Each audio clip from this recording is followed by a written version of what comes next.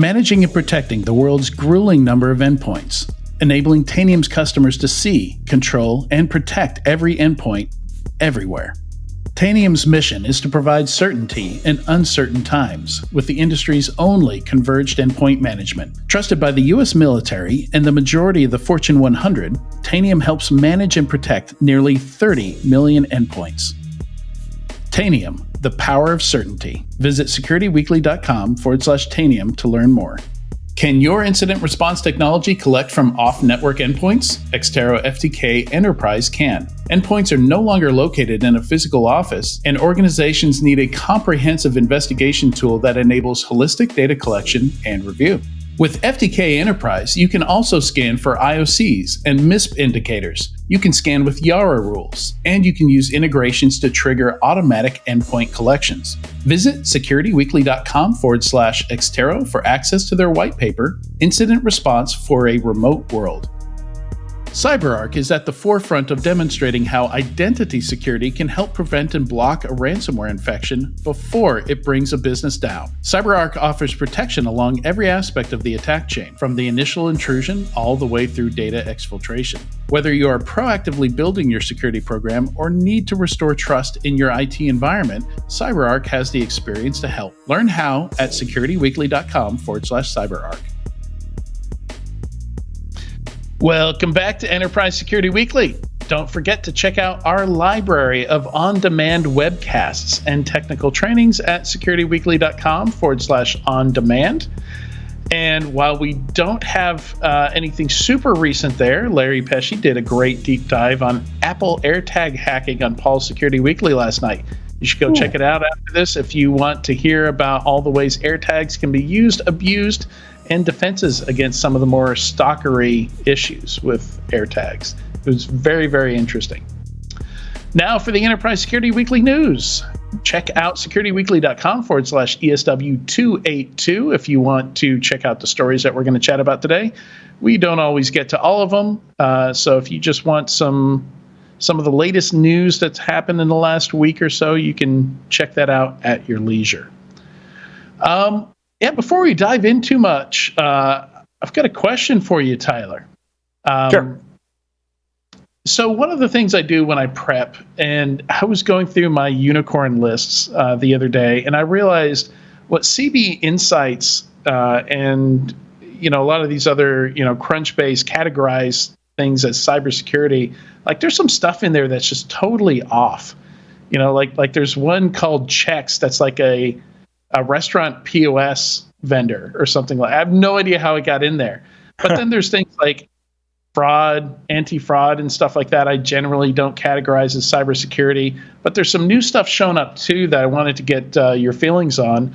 Like our first funding announcement today is blockchain security, and I've been wondering, should everything blockchain related just be on a blockchain specific podcast, or should we cover blockchain security stuff because it's still cybersecurity stuff? Wow, and even more wow. When I start to think about blockchain as a topic, you really have to kind of break down what blockchain is and isn't, right? We aren't, when we talk about blockchain in this capacity, we're not talking about crypto coins per se. We're talking about the underlying ledger, right? The blockchain capability, the ledger itself. I mean, it could be like there's wallet related stuff, there is cryptocurrency related stuff, like a lot of these blockchain security companies are really kind of like pen testing firms that specialize in blockchain and smart contracts and stuff like that, right? Yeah, I don't think we've hit the tipping point, at least not me personally, right? I'd be 100% open to debate at Black Hat over a beer with any of the audience on this topic. But to me, I don't think we've hit the tipping point where blockchain as a technology is directly coupled every time you mention cybersecurity. We don't generally, at least I don't generally connect those two in my head. And if we think about the breakout from a funding perspective, there's massive blockchain funds and there's massive cybersecurity VC funds, right? But very rarely do you see, hey, we're only going to invest in blockchain's funds that are cybersecurity related, right? So I still think in my head, I would break them up into separate buckets. Okay. Yeah, like except this is except for the example in number 1 here, where it's a blockchain 90 million. cybersecurity startup. Right. And it's a 90 million Series A, and I think led by Summit Partners. I don't know Summit Partners. Yeah, I mean, I don't know what Summit Partners specifically backs either, but as far as the technology itself, I'm pretty sure this is a limited article for. It's either a limited short article or only. Oh no, it did load the whole thing. Sorry, it was. My internet's all sorts of flaky, I guess, at the moment. Hopefully I'm coming through okay, but no, it didn't for me. What specifically do these guys do? Yeah, so again, these are one of those that look like I can't tell if it's crowdsourced like a Bug Crowd or a HackerOne, but basically it's kind of ad hoc assessments on blockchain and crypto and smart contract type stuff. Wallets, maybe. Is it flashing back to? I don't know if you're old enough to remember this, Adrian, but I certainly am. This kind of flashes me back to the starting of pen testing, right? I mean, I remember pitching a pen testing company the idea of a pen testing company in 1999, 98, maybe, to a VC in Silicon Valley. And he just looked at me like, what is pen testing? What do you mean you're going to hack stuff and tell them how you did it? Like, it was that early. And I'm wondering, when we flash forward 25 years or whatever it's been since I pitched that, is this going to end up being a similar technology or similar market, right? The ability to assess blockchain, to track blockchain back through to original auditable moments and time, things like that. Yeah, I mean, it's already huge. There's already dozens of companies here that specialize in security just for Web3 related technologies. And, I think it's going to stick around, as long as crypto sticks around, and crypto's so big now, some of it during this downturn is going to go away maybe, but, I think the bulk of it is going to rebound. So a lot of these companies that depend on it are also going to stick around, which is why I'm kind of posing the question of, should we be covering these? Should this be part of our? And this is partially a question for the audience as well. Like I mentioned before, send us stuff on Twitter. Send us emails, notes, whatever. Leave us reviews. Let us know if this is something that you would want to hear about.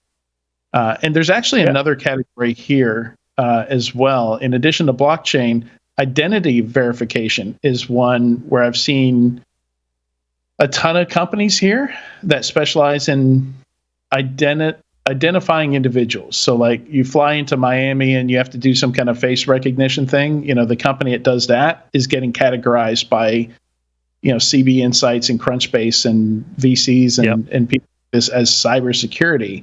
And I've been taking them out, but I don't know if I should be leaving them in. Like companies like Trulioo, Persona, Encode, Sotero are all unicorns in the space. What's super interesting about that? Like the latter point you just made to me is like a no-brainer. That's like, yeah, we should definitely be covering those. Those make sense. And I think mentally I equate those to early state mobile device security type things. Like would mobile device security have been directly in the moment? Like the first time you heard about mobile devices, like the security of mobile devices or physical devices, it's like, I don't know, right? It's a little different. It's not software security. It's not internet security. It's a different thing. Right. To me, the facial recognition type technology makes a whole lot of sense to include. And to take it back to blockchain, I think, when we think about blockchain as a underlying technology that you can do smart contracts or programmatic contracts on top of, I like discussing it. When we start to bridge the gap into security of wallets and security of coins and things like that, I think it's interesting discussion fodder, but I don't think it really fits in the heat of the way I define cybersecurity. But I'm one person. I would love to hear feedback on that. Yeah, I'd be interested to hear if CISOs, CSOs or CISOs are dealing with these kinds of companies. Like if you're onboarding a Persona or an Encode, is that something that you're heavily dealing with? Is kind of know your customer. Any kind of high security situation where you really need to verify the identity of somebody. Even for the IRS, you have to do this now. Like with ID.me, there's some identity verification stuff that you have to go through. So, yeah, interesting space. I just wasn't sure how to categorize it or where to put it. So that's good feedback, Tyler. Thank you. Hey, at the end of the day, the cool thing is this is our show, Adrian. We get to do whatever we want, but we will listen to others.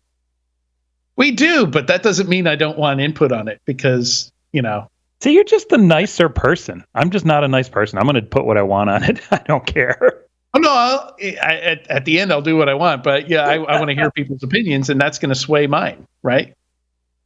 So I'll be in Vegas. So everybody look me up, ping me on Twitter, TXS on Twitter. We'll grab beers and debate this topic. I'd love to talk about it. All right. So let's see. I didn't find a lot of the funding interesting. Push Security was interesting. It's the smallest on the list. It's a $4 million seed. But some of the names that were investing in it, John Oberheide, Haroon Mir, were individual investors in this one. And that kind of caught my attention a little bit. When both those guys are angel investors for a startup, it catches my attention. Like the company itself, like it looks like some kind of SaaS security. We've been seeing a lot of SaaS security vendors. That didn't grab me as much, but clearly this is worth a deeper dive. Yeah, it's really interesting. There's two markets that have been really jumping out to me lately as super hot. Well, there's a handful, but two that are more recent. This is one of them. This kind of how do we secure our SaaS environment? How do we secure the applications that we're not building, but that we're using cloud-based applications from other vendors? And how do we properly secure that? And there's a number of different ways you can do that, right? You can sit in line. You can look at the authentication that's happening. You can even look at email-based checks for SaaS platform security. So I think it's going to be neat to see how they do it. I think at the end of the day, there's a lot of players here, and the differentiation of the how is going to be the winner. I also noticed Ollie Whitehouse is in here, angel investor. He's the CTO at NCC Group. There is a who's who backing this one. So, it's either going to, it's probably going to do well simply because they're going to be able to leverage that angel network to some early deals, hopefully, and build something that turns into a viable product. Yeah, we actually interacted with him a lot at Thinkst. He worked with us to do a lot of the security assessment work on the Canary product. So yeah, it was really got my attention. All those guys all agreed, hey, this is worth investing in. I'm interested. And while you were talking, I set up one. Another one that caught my eye that's in a similar that caught my eye for a very similar reason to what you're talking about is Resourcely, the funding round that Resourcely took in, and it's also a who's who, right? The CEO Travis McPeak, former Netflix guy. The co-founder is previously led security at Robinhood, Netflix, Verizon, right? The founders come from a really interesting background, and they have Zane Lackey and a handful of other fantastic investors and angels that have backed this thing as well. This one's also a who's who. So if you look at the money side of many of these early stage investments can really kind of tip you off as to who has the highest chance of getting there. This is another one that caught my eye for the same reasons. What's the category for this one for Resourcely? Yeah, so they were doing, I read about it earlier today. They were doing something specific to DevOps and simplifying the speed of the DevOps speed. I'm not exactly sure from a technology perspective, because the technology, just like the last one, the technology idea isn't fully baked. They're that early, right? And so it's like, we're going to be this hand-wavy SaaS platform, or we're going to be this hand-wavy DevOps platform. Sure. What really catches your eye at these mega early stages are the players that are involved. Yeah, it looks kind of pseudo stealth, like you can get some details, but yeah, in Push Security, you can go create a free login just pretty much right away, and go try it out. Which is I was trying to finish that while talking to you. Didn't quite get there just because I need the use of my password database to log in as one of my Office 365 admins. Who says multi-factor doesn't slow you down? Oh man, I've got a story about really needing to get into my AWS dashboard and I left my YubiKeys at home and I was at a Starbucks, and you can still get in, which had me thinking like, well, what's the point of using these things that I can lose and I've got to carry around with me if I can get by them anyway? Like, it took an extra 10 minutes or so for me to figure out how to do it, but at the end of the day, I didn't need them. So, I've got my phone with me. Why can't that be my security key? But I hear that there's some changes with FIDO2 coming where, that's exactly the case. You will be able to just use your phone as a security key, and you won't need these physical ones. So I'm looking forward to that. Oh, I'm definitely looking forward to that. It's the one thing that I almost always, and notice I can't say always, but almost always have by my side. All right. So let's maybe jump right to the rumors here. So CrowdStrike. This is the best part of today. I don't know if you saw the screenshot that I shared earlier today, but I heard from two other sources separately that Orca was the target of this acquisition. And happened upon that LinkedIn thread where one of the Orca founders was like, "Yep, not us. Sorry to spoil the fun." So now that's so interesting. That's so interesting to me. Like, I had multiple people saying it was Orca. Everybody seemed to be getting behind that half of the rumor, and then I read that, and there's like, oh no. Well, shoot, if it's not them. Now it could also be. Listen, I've been involved in acquisitions of this size over the years. And leaks like this rumor, could just kill the deal. The whole deal could die on the vine simply because somebody leaked this. Because the reality of this is to leak it to gain information about how other companies are potentially viewing, what other bidders might look like. If it's a publicly traded company, to see an impact on the public market with leaked information. Like, there's a lot of reasons to leak this. And so it could be an intentional leak to see, hey, is there a bidder that's, going to give me another 500 million higher than what these guys did? So you never know how this is playing out. You never know if Avi, the founder of Orca, was full of garbage on his post until everything's said and done. And what I think, I'll tell you my prediction, we don't hear about it. It just disappears into the ether. Fast forward 18 months, and there'll be a massive acquisition that we didn't see coming because this is just too early to know for sure.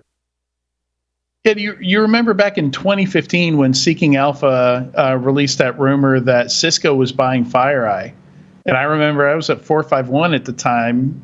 You might have still been at Forrester, or you might have been at Signal Sciences. I don't know, but I was like, "There's no way! Like, the overlap is almost 100% between what FireEye's got and what Cisco's got. It doesn't make any sense for like $9 billion."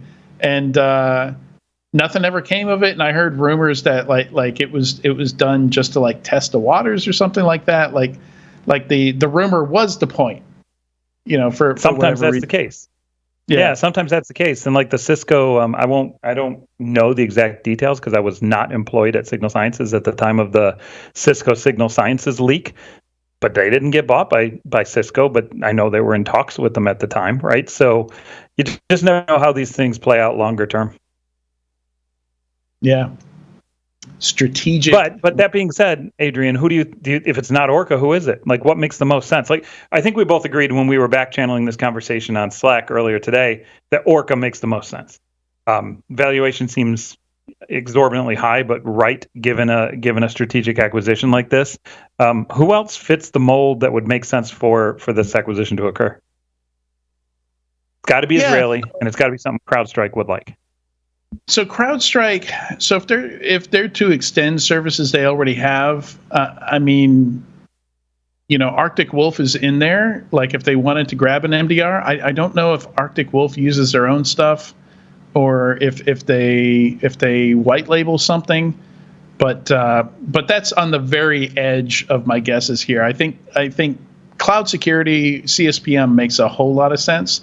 So, your guess of Aqua, I think fits for me, though. Aqua, let's see, that was priced over a year ago. So they became a unicorn right at $1 billion valuation, but that was March 2021. And I don't know what the downturn has done to these valuations. Like, if you take what VCs are saying at face value, they're saying like as much as 70% of valuation could evaporate from some of these private companies. That leaves you guessing all over the place here. Yeah, it definitely makes it a difficult game to play. I think at the end of the day, you have to look at the strategic reason for the acquisition. The dollar signs could be all over the place. It's just difficult. But what's super exciting to me is what this could kick off. Let's assume it occurs. Let's assume it's a cloud sec company like an Orca or an Aqua, and it sets a comp. It sets an acquisition comp, a strategic acquisition comp, right, against whatever revenue they had and 2.5 billion or 2 billion or whatever the acquisition amount ends up being. It actually sets a comp for private acquisition of cloud-related cybersecurity companies, which there are a ton of them out there. So I believe if this does happen, it could kick off a stream of them. Yeah, no, it's a good point. And that's, again, something I've been hearing the VCs saying is that it's a buyer's market. And in a downturn like this, you start seeing a whole lot of acquisitions. And we've seen a few already. But I don't know. I feel like Illumio needs an exit. But I don't think this is the right one. Sysdig maybe. I've seen a lot of people say Cato might make a lot of sense to add, SASE type services to what CrowdStrike has. That would be complementary, right? Yeah, and this isn't limited to privately held companies, right? You've got the other article about the PE firm lining up financing to potentially do a takeover of Akamai. That's a publicly traded acquisition bid, right? So this acquisition or increase in acquisition due to the downturn in the economic cycle, I don't think is going to be limited to private. I think it's actually has potential to take out 70% depressed valuation public companies as well and roll them back into PE and bring them back up as the economy returns, like this article for Akamai. Yeah, I think that said, I think there are some good private targets. And I think, some of those targets, are not going to IPO and need an exit. So I personally, I'm expecting to see, if it does happen, I'd be surprised to see it be a public one. I think it's more likely one of these privates gets taken out. I think you'd see both. I think you could see both. Yeah. I mean, it's not like they can't do multiple acquisitions. They did Humio not too long ago, like a couple months ago, and that was a $500-600 million acquisition. And they've got cash. They get lots of cash, and I'm sure they can leverage debt as well. So yeah, this could be they could be emulating Palo Alto a bit here. Palo Alto acquired how many cloud security companies to turn into Prism? Like 5, 6? Oh gosh, at least a half a dozen. Yeah. All right, exciting stuff. Well, and the really truly ironic thing is around this too is if you jump down to Article 18. And I'm not specifically digging the article because the name of the company, Arret IR, is the latest cybersecurity company to lay off staff. The point I'm making, though, is the layoff percentage happening in cybersecurity is increasing, which makes a lot of these privately held companies more attractive, right? Their margins are getting better, their cash flow is getting better, their all of the financial side of what happens when you start to shrink your force, shrink your overhead, become more efficient in how you do business, makes them more attractive from an acquisition vantage point anyways. So as sad as it is, much of these layoffs could also increase the pace of acquisition. Yeah. Yep. All right. Next here, number 10. So this is a particularly spicy article from Corey Quinn. I don't know if you follow Corey Quinn's stuff, but very outspoken AWS cloud thought leader, pundit. Has one of the other items we have in here, I think, is his Twitter thread talking about the latest AWS announcements, all kinds of new products, new features that AWS is rolling out. But he is known for his very public snark, and he likes to dig in on cloud vendors. And this article does not let down. It's yeah. He doesn't hold back here. No, he does. And honestly, yeah, I mean, it's looked really bad. And it's not that AWS doesn't have tenancy breaking bugs. It's not that other cloud,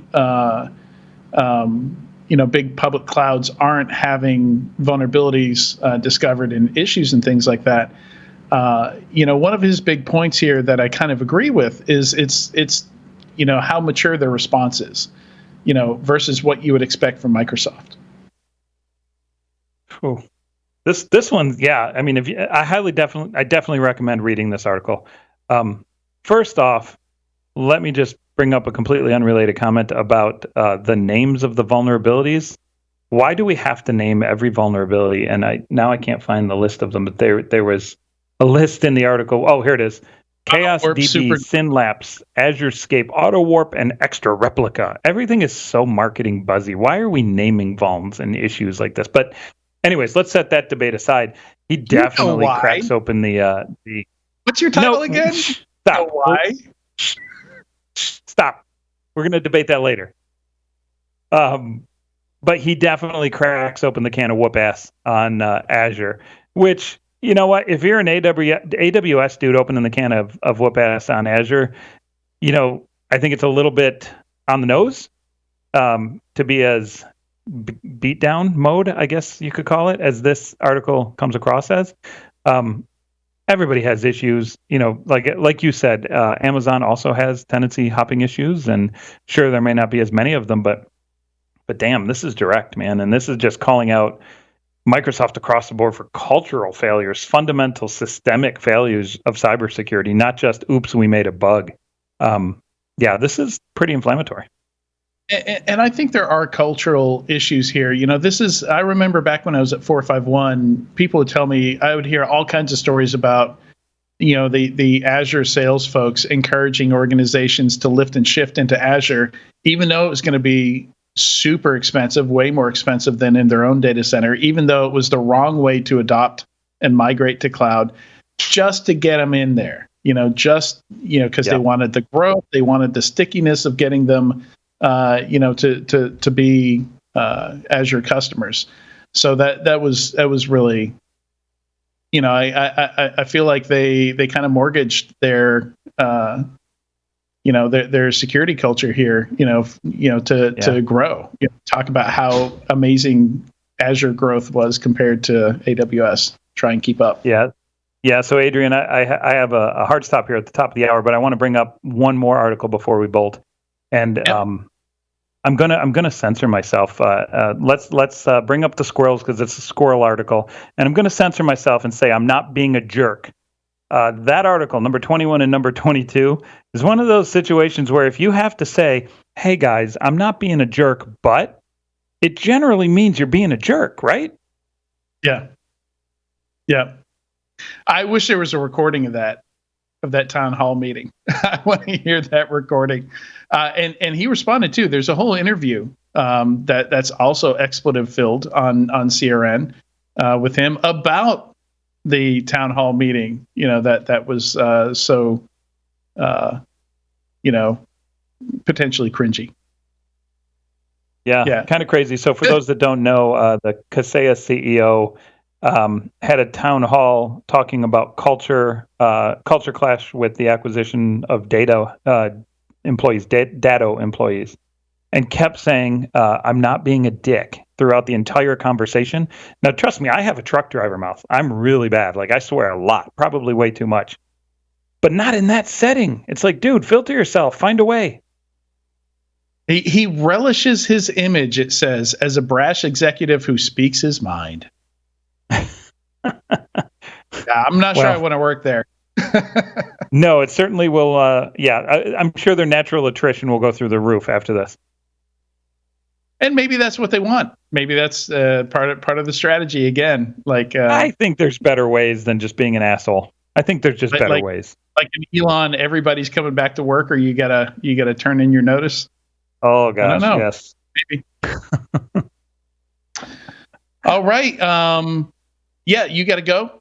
And thank you, Tyler, for helping me out today and for all these great conversations. All right, Adrian. Thank you, brother. I'm going to drop off. You can close it out. All right. All right. One of our last squirrel stories here, I mentioned in the title, a chess robot. Apparently, some AI here and how the chess robot picks up pieces and moves them around. And of course, this happened in Russia. Broke the finger of a 7-year-old boy. And it's kind of like traditionally when you think of like a robot, like in a manufacturing plant or something like that, it's an arm with a manipulator. And it was a small version of that, with a manipulator small enough to pick up and move around chess pieces and a camera so it can, some AI vision so it can see and understand the board, know where to place them. And, some confusion in the programming, maybe the kid moved too quickly or something like that, but grabbed his finger, wouldn't let go.